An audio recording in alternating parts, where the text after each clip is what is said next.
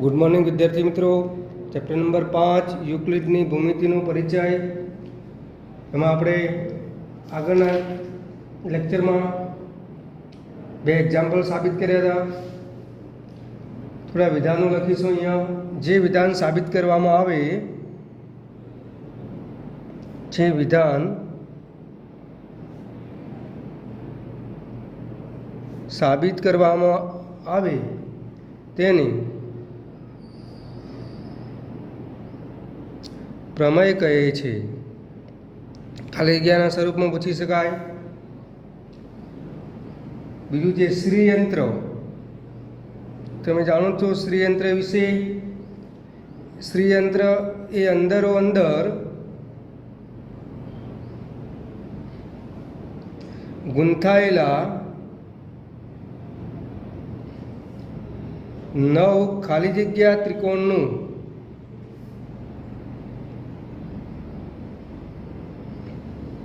संयोजन है। तो श्रीयंत्र बजार में उपलब्ध है, बजार में पण मळे छे। श्रीयंत्र ये अंदरो अंदर गूंथायेला 9 त्रिकोणनुं संयोजन है। केवा प्रकारना त्रिकोण है? तो ये समद्वी बाजू आवे छे। ये श्रीयंत्र है, ये जे अंदरो अंदर जे गूंथायेला 9 त्रिकोणों है, समद्वी बाजू त्रिकोण है। एना पछी रेखा ए खाली जग्या वगरनी लंबाई छे। रेखा ए खाली जग्या वगरनी लंबाई छे। तो जवाब में शुं आवशे? पहोळाई वगरनी लंबाई छे।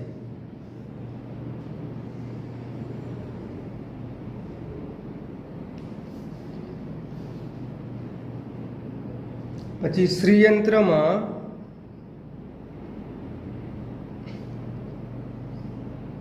खाली जग्या उपत्रिकोण बने छे। श्रीयंत्र में खाली जग्या उपत्रिकोण बने छे।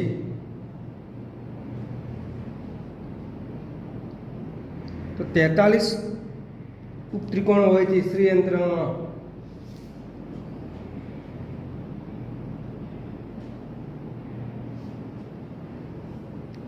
एना पछी विद्यार्थी मित्रों विधान छे घन समतल रेखा बिंदु, घन समतल रेखा बिंदु सुधीना चरणों में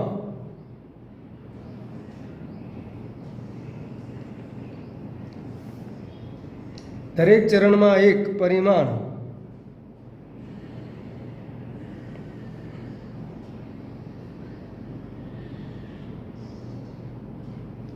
खाली जग्या जाय छे। घन समतल रेखा बिंदु सुधीना चरणों में એટલે કે ચરણમાં દરેક ઘન સમતલ રેખા બિંદુ સુધીના દરેક ચરણમાં એક પરિમાણ કેવું હોય છે? વધતું કે ઘટતું?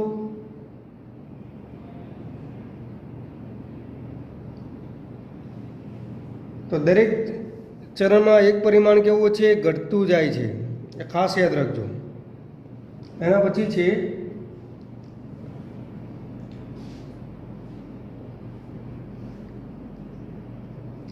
યુક્લિડે તેના પ્રસિદ્ધ ગ્રંથ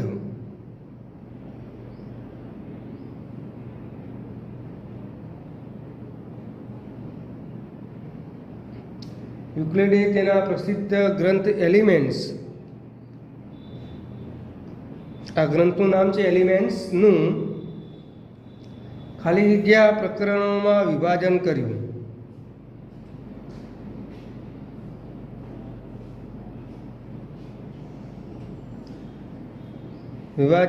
હતું। યુક્લિડે તેના પ્રસિદ્ધ ગ્રંથ એલિમેન્ટ્સનું કેટલા પ્રકરણોમાં વિભાજન કર્યું હતું? તો યાદ રાખજો 13 ચેપ્ટરોમાં વિભાજન કર્યું હતું। સૌ પ્રથમ જ્ઞાત સાબિતી ગણેશશાસ્ત્રી ખાલી જગ્યાએ આપી। સૌ પ્રથમ જ્ઞાત સાબિતી, જ્ઞાત એટલે જાણતા હોય એવું, જ્ઞાત સાબિતી ગણિતશાસ્ત્રી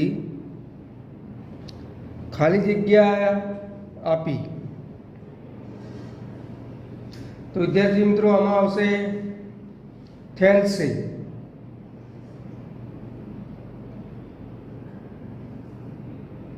થેલ્સ એક ગણિતશાસ્ત્રી હતો, તો થેલ્સે જ્ઞાત સાબિતી આપી હતી.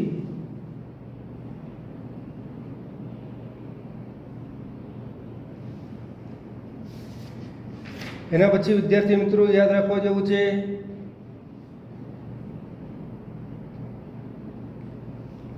પ્લેફેરની પૂર્વધારણા.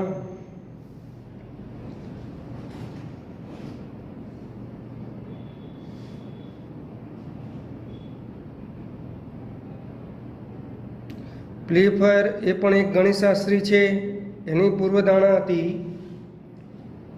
કે દરેક રેખા એલ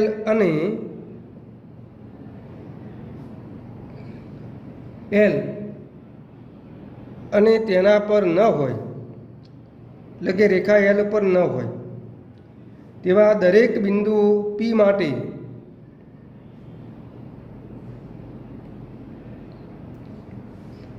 એક અનન્ય રેખા, અનન્ય એટલે એક અને માત્ર એક જ,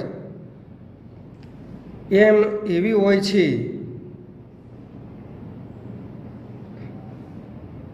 જે પીમાંથી પસાર થાય છે, જે પીમાંથી પસાર થાય છે અને એલને સમાંતર છે, અને એલને કેવું છે? સમાંતર છે.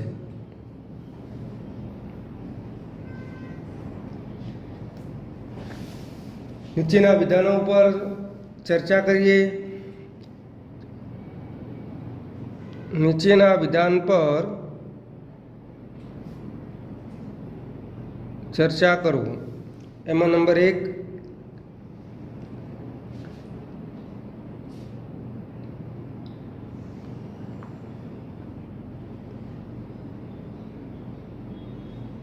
યુક્લિડની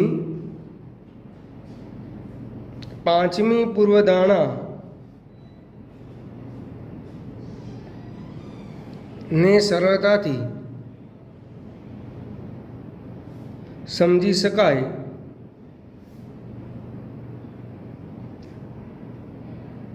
તેમ કેવી રીતે લખી શકશો? એટલે 5મા નંબરની જે પૂર્વધારણા છે એને સરળતાથી કેવી રીતે સમજાવી શકાય? તો વિદ્યાર્થી મિત્રો એને સરળતાથી સમજાવ્યું હોય તો જો કોઈ બે રેખાઓ એમ અને એન, જો કોઈ બે રેખાઓ એમ અને એન ને ત્રીજી રેખા એલ ભિન્ન બિંદુઓમાં છેદે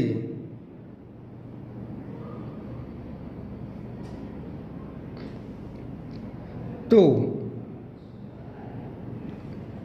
4 અંતઃકોણ મળે.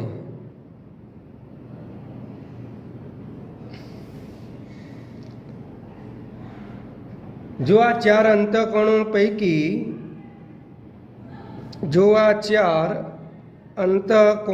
પૈકી રેખા એલની કોઈ પણ એક જ બાજુ પર આવેલા રેખા એલની કોઈ પણ એક જ બાજુ પર આવેલા બે અંતઃકોણોનો સરવાળો 180 અંશ થાય. સરવાળો કેટલો છે? બે અંતઃકોણોનો 180 અંશ થાય. તો રેખાઓ એમ અને એન એકબીજાને છેદે નહીં.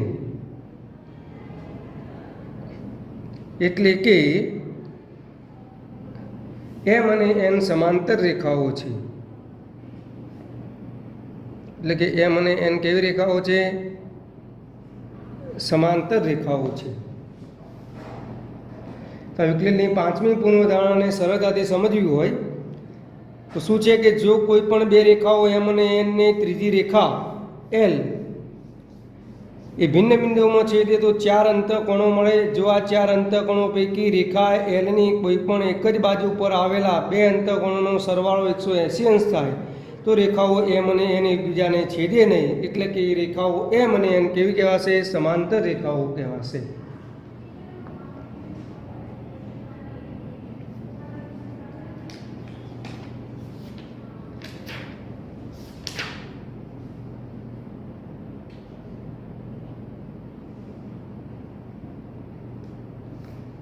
વિદ્યાર્થી મિત્રો, ચેપ્ટર નંબર 5માં યુક્લિડની ભૂમિતિનો પરિચય.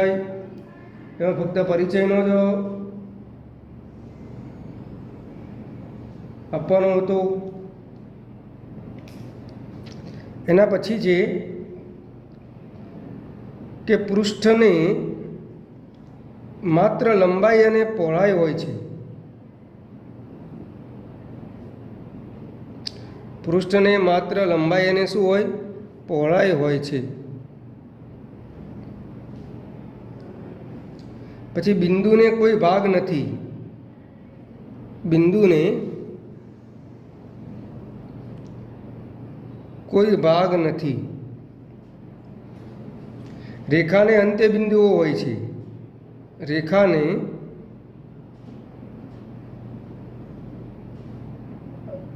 અંત્ય બિંદુઓ હોય છે. પછી પૃષ્ઠની ધાર એ રેખાઓ હોય છે. પૃષ્ઠની ધાર રેખાઓ હોય છે.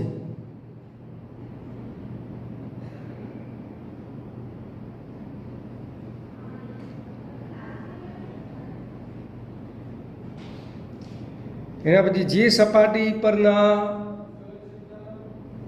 એના પછીનું છે જે સપાટી પોતાના પરની સીધી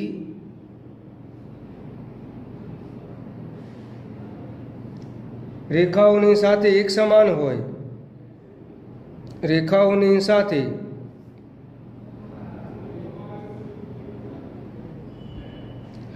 એક સમાન હોય તેવી સપાટી એ સમતલ છે. તેવી સપાટી એ શું કહેવાશે? સમતલ છે.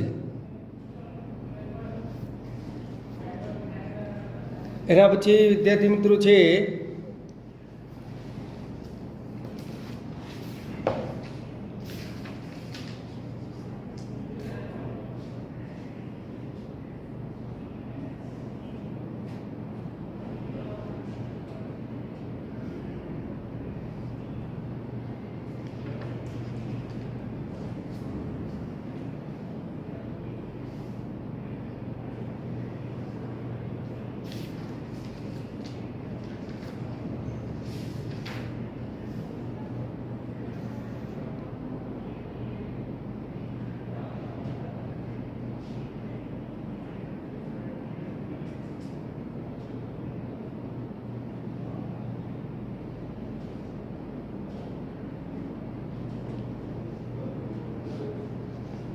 અહીંયા બીજું લખીએ કે અહીં રેખા, સમતલ, ખૂણો, રેખા, સમતલ,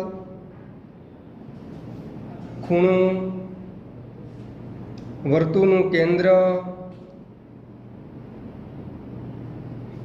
પરિઘ અને ચતુષ્કોણ જેવા પદો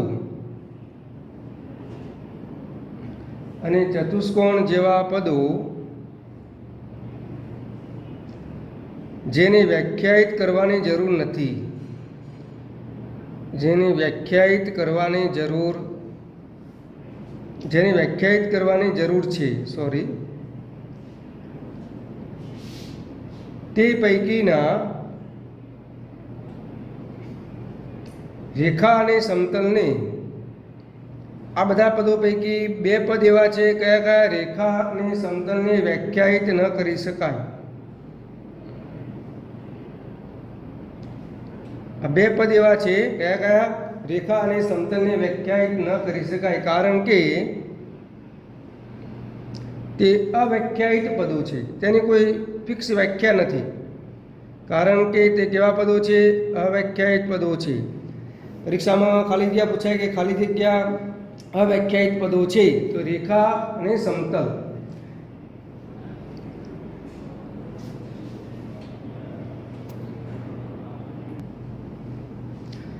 પૂર્વધારણાનો વિચાર કરો કે જો બે ભિન્ન બિંદુ એ અને બી આપ્યા હોય તો તેમની વચ્ચે હોય તેવું એક બિંદુ સી મળે. વિદ્યાર્થી મિત્રો, આ પૂર્વધારણાઓમાં કયા બે પદો અવ્યાખ્યાયિત છે? તો બિંદુ અને રેખા. તો બિંદુ અને રેખા બે અવ્યાખ્યાયિત પદ છે. આના વિશે વિચાર કરવાનો છે. પછી પૂર્વધારણા નંબર 1, પહેલા નંબરની જે આપણે પૂર્વધારણા લખી હતી, પૂર્વધારણા 1 દર્શાવે છે કે આપેલ બે ભિન્ન બિંદુઓ, આપેલ બે ભિન્ન બિંદુઓ એ અને બી માટે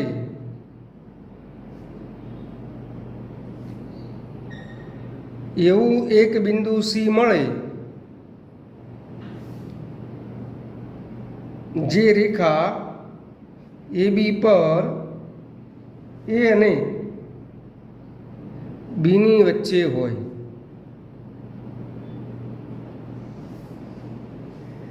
અહીંયા એક રેખા દોરું છું, એ બી. આ રેખા ઉપર એવું એક બિંદુ વચ્ચે સી દોરી શકાય કે જે એ અને બીની શું હોય? વચ્ચે હોય.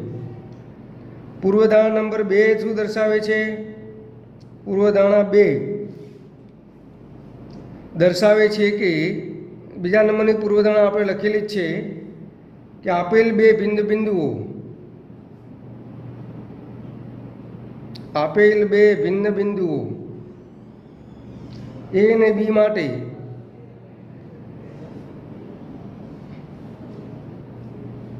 એવું ઓછામાં ઓછું એક બિંદુ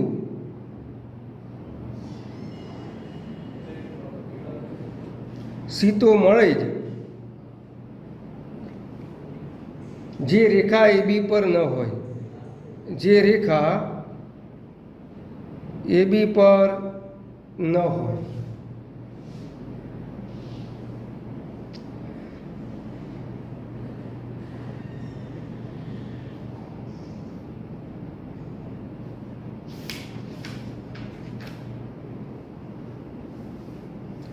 બીજા નંબરની પૂર્વધારણા હતી કે એક રેખા પર ન આવેલા હોય તેવા ઓછામાં ઓછા 3 બિંદુઓ મળે.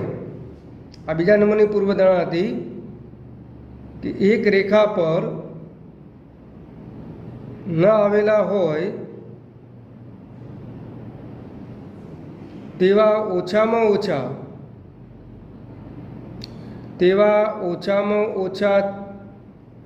3 બિંદુઓ મળે. તેવા ઓછામાં ઓછા કેટલા? 3 બિંદુઓ મળે છે. તો પૂર્વધારણા નંબર 2 શું છે કે આપેલ બે ભિન્ન બિંદુઓ એ અને બી માટે એવું ઓછામાં ઓછું એક બિંદુ સી તો મળે કે જે રેખા એ બી પર ન હોય.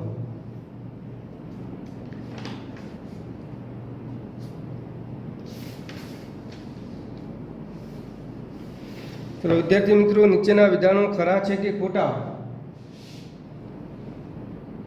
તે જણાવો. વિધાનો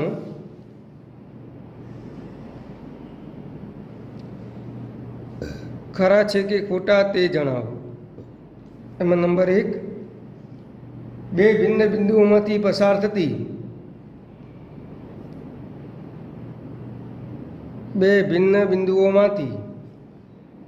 થતી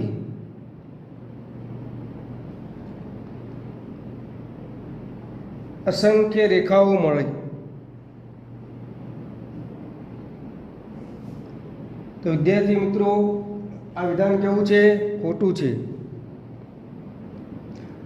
આપેલ વિધાન અસત્ય છે, કારણ કે બે ભિન્ન બિંદુઓમાંથી પસાર થતી એકને માત્ર એક જ રેખા દોરી શકાય અથવા અનન્ય મળે. નંબર 2, સરખી વસ્તુઓના બમણા એકબીજાને સમાન હોય છે. સરખી વસ્તુઓના બમણા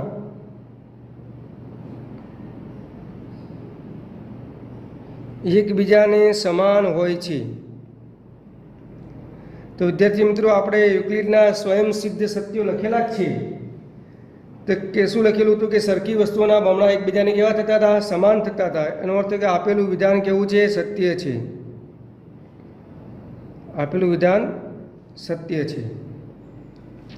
ત્રીજું છે, યુક્લિડ એ થેલ્સનો ખ્યાતનામ વિદ્યાર્થી હતો. યુક્લિડ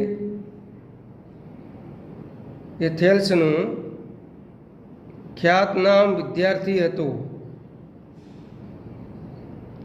તો વિદ્યાર્થી મિત્રો, આપેલું વિધાન ખોટું છે. આપેલું વિધાન કેવું છે? અસત્ય છે. થેલ્સનો ખ્યાતનામ વિદ્યાર્થી નહોતું.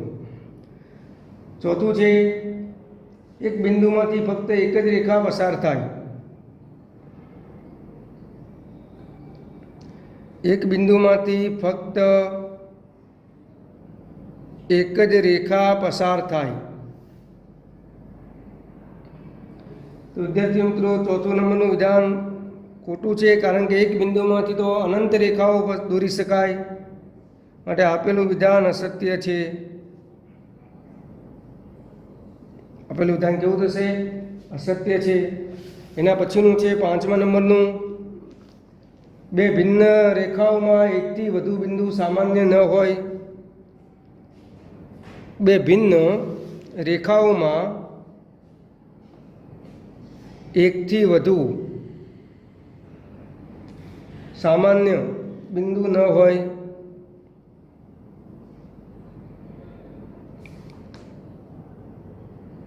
તો વિદ્યાર્થીઓ, આપેલું વિધાન કેવું થશે? ખરું થશે, કારણ કે બે ભિન્ન રેખાઓમાં એકથી વધુ સામાન્ય બિંદુ મળશે નહીં. તો આપેલું વિધાન સત્ય છે. તો વિદ્યાર્થી મિત્રો, આ ચેપ્ટર નંબર 5 યુક્લિડના ભૂમિતિનો પરિચયમાં ફક્ત સમજવાનું હતું. અહીંયા કોઈ બીજા એક્ઝામ્પલ છે નહીં. આમાં એમસીક્યુ તમે તૈયાર કરજો કે ઘનને કેટલા પરિમાણ હોય છે, શ્રીયંત્રમાં કેટલા ઉપત્રિકોણ બને છે, સમતલને કેટલા પરિમાણ હોય છે, પછી થેલ્સ કયા દેશનો વતની હતો, બિંદુને કેટલા પરિમાણ હોય છે. આ બધા ટાઈપના એમસીક્યુ અહીંયા પૂછી શકાશે.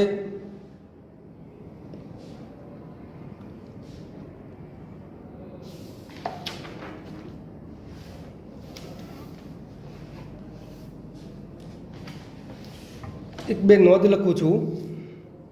પહેલા નંબરની નોંધ એટલે તમારે ખાસ યાદ રાખવાની છે.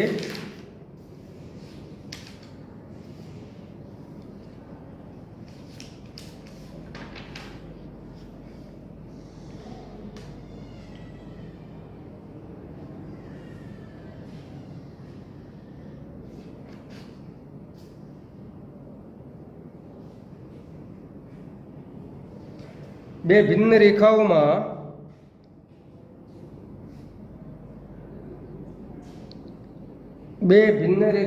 એકથી વધુ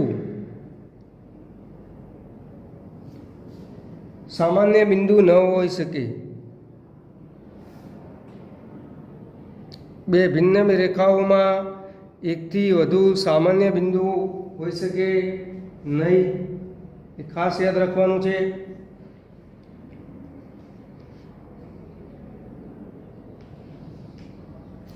પછી એક શાંત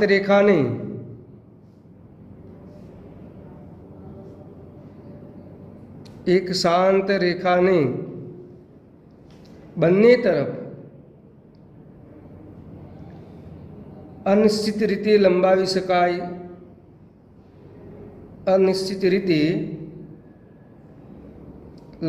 શકાય.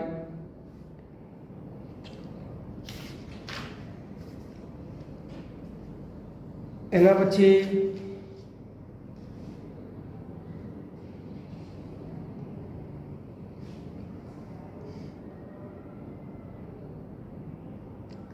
સમતલને 2 પરિમાણ હોય, ઘનને 3 પરિમાણ હોય,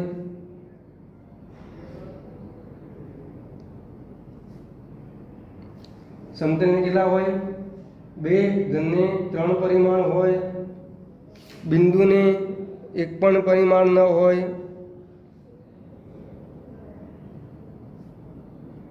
એટલે કે પરિમાણની સંખ્યા 0 હોય.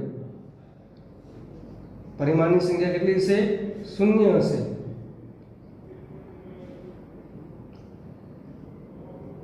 પછી રેખા એ પહોળાઈ વગરની લંબાઈ છે. રેખા એ પહોળાઈ વગરની લંબાઈ છે, એટલે કે એને પહોળાઈ વગરની લંબાઈ કહેવાય છે.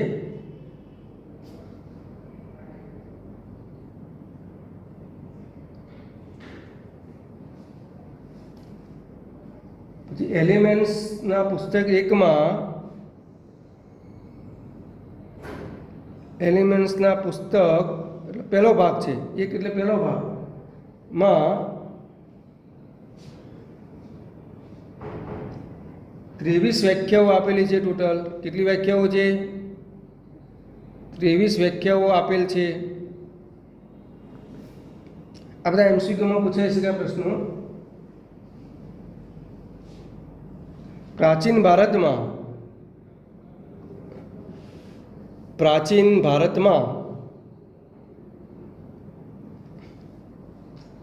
ગૃહસ્થ કર્મકાંડ માટે ખાલી જગ્યા વેદીઓનો ઉપયોગ થતો હતો. એટલે કેટલી વેદીઓનો ઉપયોગ? એટલે પ્રાચીન ભારતમાં ચોરસ અને વર્તુળાકાર, ચોરસ અને વર્તુળાકાર વેદીઓનો ઉપયોગ થતો હતો.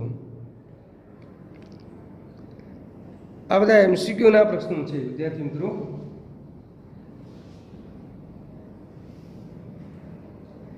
આ નોટ તમે ખાસ યાદ રાખજો, એ પ્રમાણે એમસીક્યુ પૂછાશે.